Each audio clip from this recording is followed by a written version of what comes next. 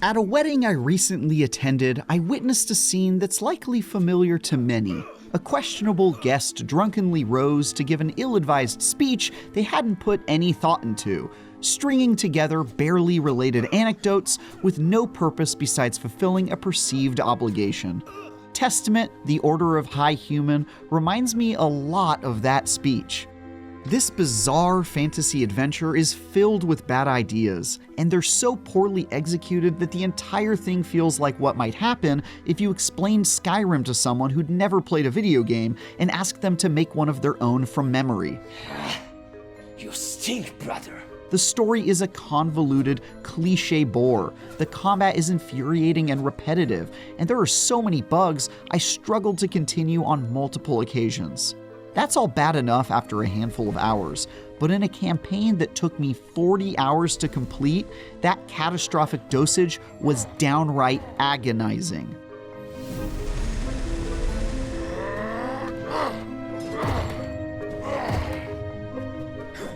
The first missed opportunity for Testament to distinguish itself is its setting. It takes place in an all-too-familiar fantasy land called Tessara, complete with halflings, dragons, and people who can shoot fire out of their hands. You play as an utterly lifeless immortal god king called Aron, who's been usurped by this greasy creep. I resent the Awakens even more than the Seekers. He's actually your brother, and somehow nobody noticed the whole clearly evil purple energy thing until now. Predictably, what follows is a by-the-numbers revenge quest in which you have to restore your strength and take down those who crossed you. You'll hear a whole lot of dialogue filled with cliches about light, darkness, truth, and other mind-numbingly played-out platitudes that practically beg to be skipped. But of course, you aren't allowed to. I must stop her from causing more misery. Do what you have to do. It doesn't help that there isn't one character with an ounce of charisma or gravitas in any form. This is not good. Aron sounds suspiciously similar to The Room's Tommy Wiseau, What a story, Mark. regularly landing on deliveries that are either completely devoid of emotion or so bizarre in their tone that it makes you wonder if it's a parody. I hate range fighters. Every so often, the bad guy walks out of a portal to mock you with a cringe-inducing monologue that had me pleading for the sweet release of death, but he declined to kill me for some reason, even though he totally could have. But Testament's extremely painful combat is what really sinks it. To be clear, this is not an open world game. With a few optional side quests being the exception, you're guided towards a linear set of combat encounters, one after another, with very little say in how things go. You'll fight waves of enemies every couple of minutes in some of the most frustratingly designed encounters in recent memory. With the exception of a couple of variables that only make them worse, nearly every battle is effectively identical to the last. A handful of enemy types emerge from the corners of a boxed-in arena and target you all at once as you dash around picking off as many as you can in the brief pockets of time where you aren't being bombarded with deadly projectiles and chased by shivving aficionados. The chaotic mess occasionally poses a challenge, but mostly just tests your patience, since you'll usually find yourself dodging out of the way a whole lot more than you're pressing the offensive. In Melee, you'll repeat the same attack combo over and over, stopping every other second to evade. Later on, you unlock some abilities like this fire element applied to your blade that triggers in the rare instances where you manage to make it to the end of your combo without being interrupted, but it's extremely limited stuff. There's no blocking, parrying, counterattacks, or timing to work on. You just turn your brain off and spam the same button with almost no strategy. It's as interesting as it looks. You also have a bow, which becomes increasingly important later on when enemies start flying overhead and hanging out on ledges you can't reach. There's nothing original or exciting about Testament's archery, but it's at least better than mind-numbing Melee, when you're able to use it at least. Most of the time, you'll be forced into a small arena with a very limited number of arrows and too many enemies coming at you to take steady aim, so you'll end up back-swinging your sword. Finally, you've got some spells, which again have no real surprises. It's just stuff like shooting fireballs, healing yourself, and stunning all enemies in a small area with electricity.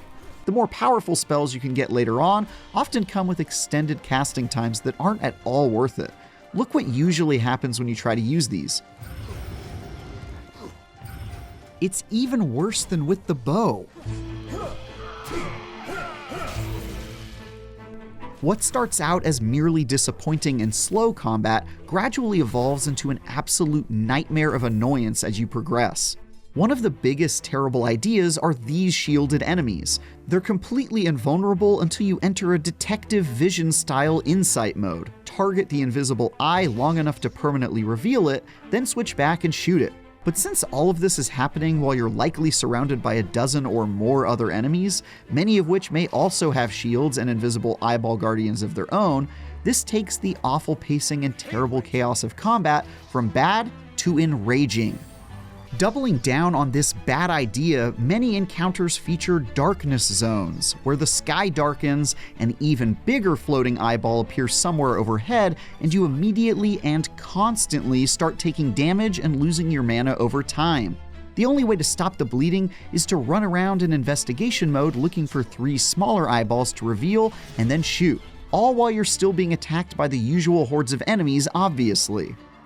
I cannot tell you how absolutely draining this process is when done just a few times, but when you have to repeat it every few minutes for 40 whole hours, it borders on traumatizing.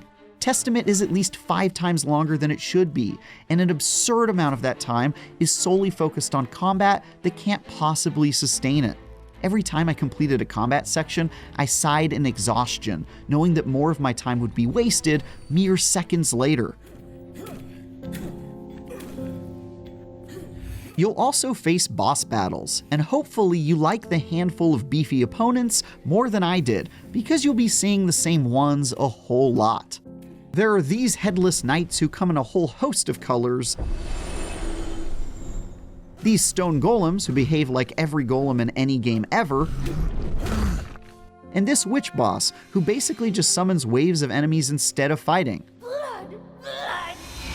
Aside from 2 standout boss fights where enemies behave significantly different from the others, you'll be fighting the same cast of characters many, many times. In fact, you're forced to fight the witch and her numerous waves of minions no fewer than 3 times within an hour or so, as if to drive home just how starved for ideas and yet absurdly padded out this game is. Thankfully, there are a couple breaks from combat in the form of extended platforming and puzzle sections that account for some of Testament's best moments. Jumping around massive temples and swinging from ropes to figure out simple switch and maze puzzles isn't terribly exciting stuff, and none of it requires much thought at all. But after so many atrocious combat encounters, I was beyond grateful for them. There's also some small light-reflecting puzzles you'll need to tackle to open certain doors and chests, and while these once again don't do anything we haven't seen in 100 games before, many are cleverly designed and made for a welcome change of pace. A bright spot, if you will.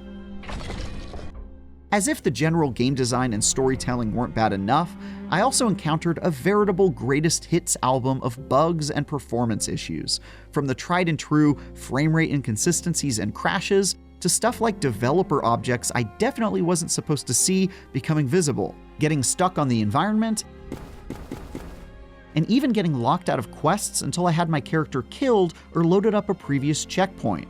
In fact, as if to put a cap on all the awful stuff I encountered, I experienced 5 crashes in a row during the final boss fight, and when I finally was able to finish it, I was rewarded with an ending cutscene that played at a beautiful 10 frames per second on my RTX 4090.